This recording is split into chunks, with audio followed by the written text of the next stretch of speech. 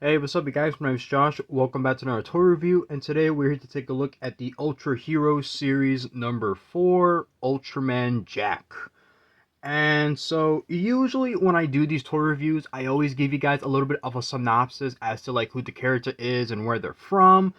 But before I can really do that, unfortunately, there is actually a couple of other things that we definitely have to talk about that does relate to the history of the creation of the show that he appears in. So just to kind of get it out of the way. So of course, back in like 1968, it pretty much marked the end of the Ultra series, meaning pretty much after Ultra 7, there was going to be no more Ultraman shows. EJ Tsuburaya, who's the creator of Ultraman, he officially just wanted to make it a trilogy, which of course consisted of Ultra Q, Ultraman, and then Ultra 7. And of course, that was supposed to mark the finale of this whole trilogy, so there were no plans for more Ultraman shows. That was it. He didn't want to do no more.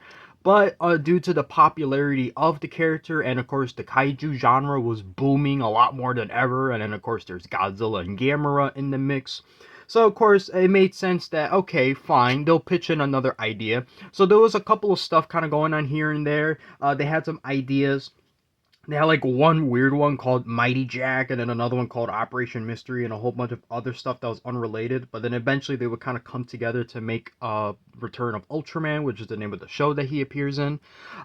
So basically, the original story, the original like when they were creating it, it was supposed to be about the original Ultraman. Basically, the show would have been a direct continuation of the second series Ultraman, where basically he would return back to Earth only to find out that there's like a whole bunch of like new species of kaijus and a new aliens, and then even the human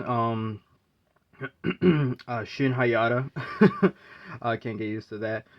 So even though he's retired from like the Science Patrol, he would have returned, but then he would have given the Beta capsule to the new to like the new hero. But then something really bad happened. So on January 25th of 1970, E.J. Tsuburaya would unfortunately pass away.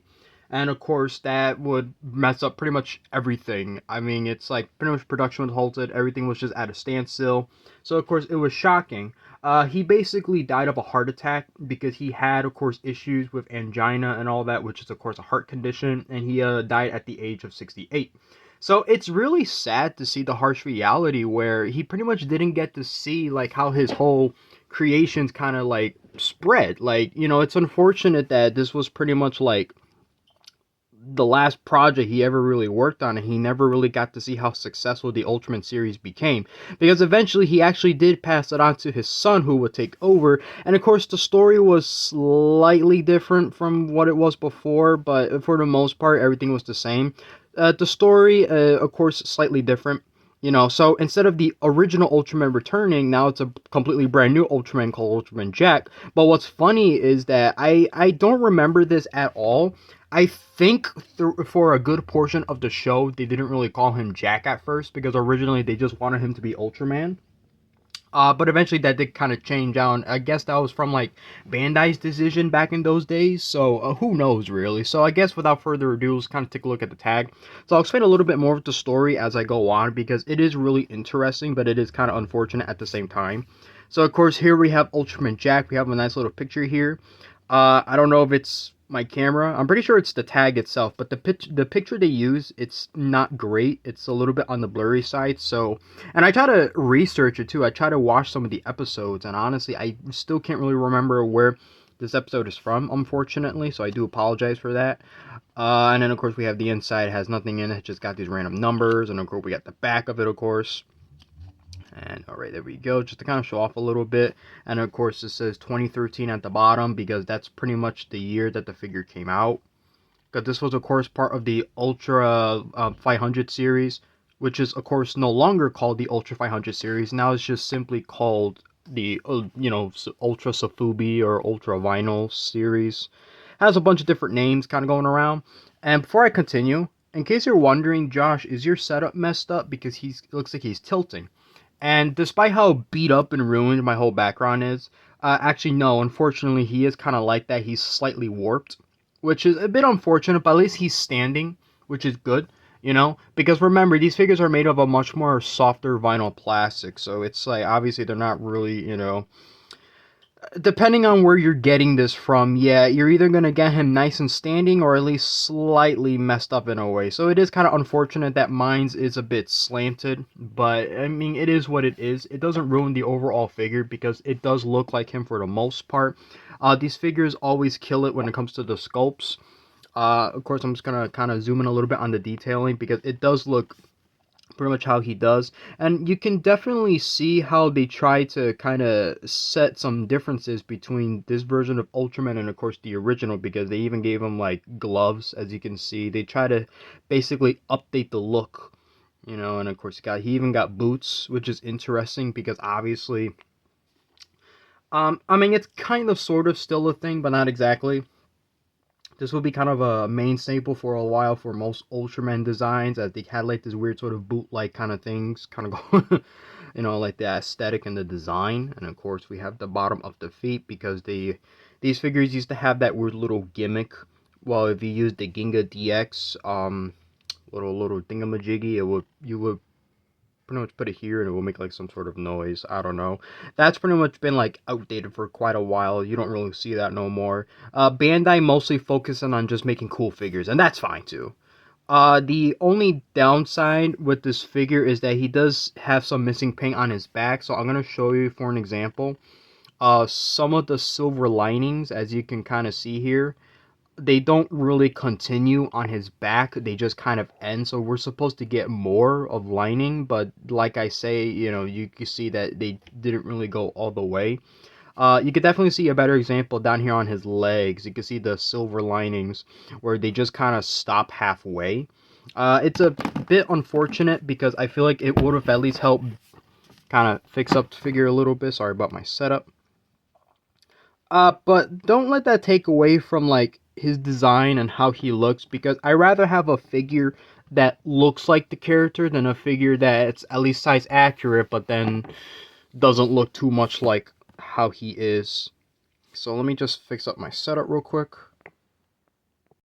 Alright, so now that I kind of fixed that up, so of course let's go a little bit more over the articulation. So because these figures are pretty simple, with how they're made, the articulation, the only, of course, they kind of vary. This one has 3 points.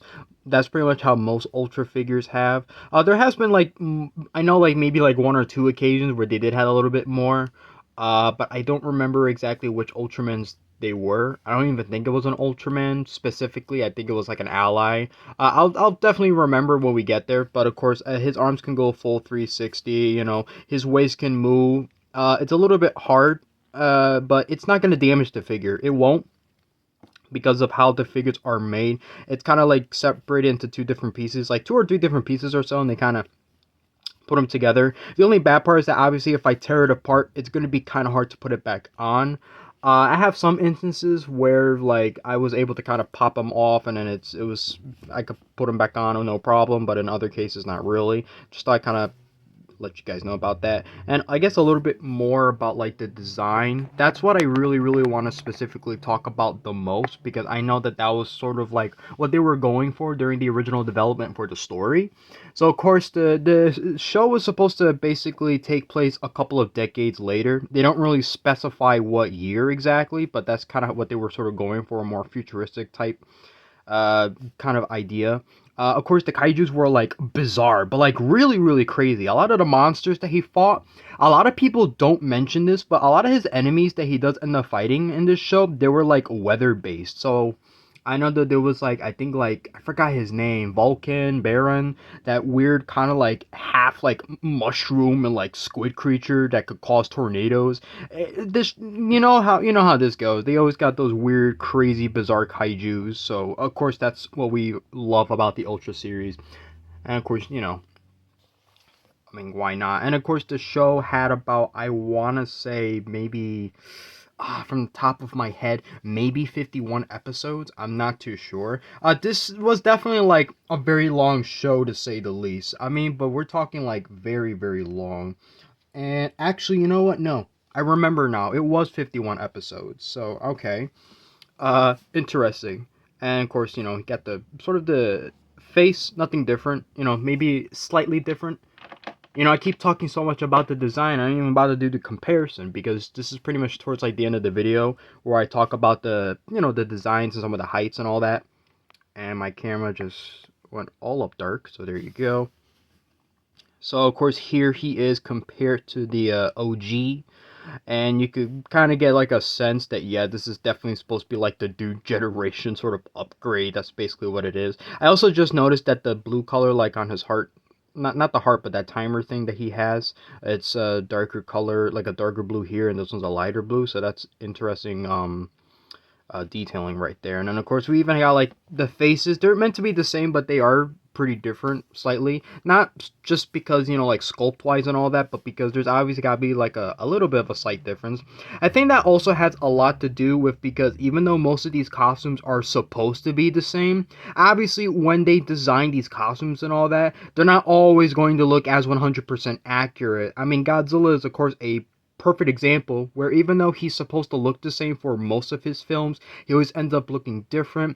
But of course, if you look at like the 1990s, you know, the Heisei era of Godzilla, you know that his most of his designs were very similar to one another, except for maybe some slight differences. So of course, I just kind of do a little bit of comparison. Oh, and before I forget, yes, Ultraman and Ultra 7 actually did end up joining Ultraman Jack at some point in the show. I think it was only for like one episode though. I don't remember exactly what it was, but I thought I just kind of mentioned that because yes, that was like a supposed to be like a big episode where, you know, the hosts of Ultraman and Ultra 7 would return and then they will all kind of come together. I don't remember exactly what happened in the episode though, but I thought I just kind of mentioned that because if I'm going to be doing these comparisons, I might as well also explain a little bit of what happens in the show. Because, you know, why not? And these are all the ultras. Actually, we are missing one, and that's Zoffy, or Zolfi, as they call him sometimes in the show. Of course, kind of do the comparison. I did review these already. I already reviewed them all. I do have a playlist of some of the Ultra figures I did review, so if you want to take a look at that, you definitely can. Just thought I kind of show you guys the comparison to how they look from one another. So they kept the color scheme the same, but of course the designs are slightly more different from how they were from each one. And of course, Zafi, he did appear in Ultraman. You know, he appeared in the final episode, so just thought I kind of cleared that up, you know, just in case there's any, you know, confusion. And then of course this is Ultra 7, and then of course that's about it for the hero. So let's take a look at some of his enemies as a final comparison, and for of course for future reviews. This is the next Ultraman review. There's Takong, or Tekong, which is kind of sort of like the first kaiju he fights, but not really. He appeared in the first episode, but they actually didn't end up fighting until the second one. So of course his true enemy is Godzilla. Oh really? That's what. I'm sorry. What? What was that? Oh wait, so this is not Godzilla. This is Armstrong. So why does he look so similar to Godzilla? Oh yeah, that's right. I forgot because EJ Tsuburaya, you know, being the mastermind he is, he actually did work on some of the special effects for some of the Godzilla movies. And I know that he did actually did a he did took a little bit of so he did participate in like the creation of Mothra too, you know. So yeah, so okay, this is gonna be a very interesting toy review. Also, I'm very sorry for that bit. I'm not funny. So yeah, just thought I'd kind of show you that.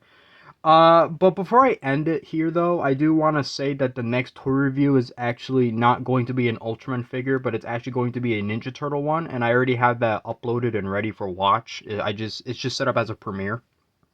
So the video is going to be on Rocksteady. So I guess why not, you know? Two different kinds of toys, why not, you know? Just to kind of show the comparison. This is set to come out, I believe, next week, if I remember correctly. I know, like I say, it is posted on my channel as set up as a premiere, so it'll be ready to watch like when it comes out. So I thought I'd just kind of show you guys that. And yeah, that's about it, you know, so that kind of ends it here. So there goes the sort of long, complicated story behind Ultraman Jack, you know, from Return of Ultraman. And of course, these are really good figures. You know that I don't really give them any bad reviews or anything. I still give this figure a nice 10 out of 10 for at least accomplishing like what it's supposed to be. You know, like it's accurate. It looks like the character. paint job, despite the issues on his back, it's still complete for the most part, and of course he's still very, very nice to look at. So of course it's a perfect figure overall, and you know, I definitely recommend getting it because I mean, why wouldn't you? That's like a huge main staple. That's like buying the Ninja Turtles and then not buying Splinter or April. You know what I mean? It just feels incomplete. So definitely add them to your collection. So yeah, that's about it. That ends the review here. I do apologize if most of this review was mostly talking about, you know, like the stories behind the studios and all that, and of course its creator. But I thought I'd just kind of mention that because obviously it's so hard to believe that when you get issues like that kind of coming up, you know, where the creator pretty much dies unexpectedly. At least they were pretty much able to quickly like get right back up and still continue the story no matter what. So that's it. Definitely respects his legacy for sure, and that's great. So of course now that's the end. Thank you guys for joining in on this slightly long toy review. I mean, most of these toy reviews has been pretty long, but you know, gotta explain all the details somehow. So until then, see you guys next time. So peace.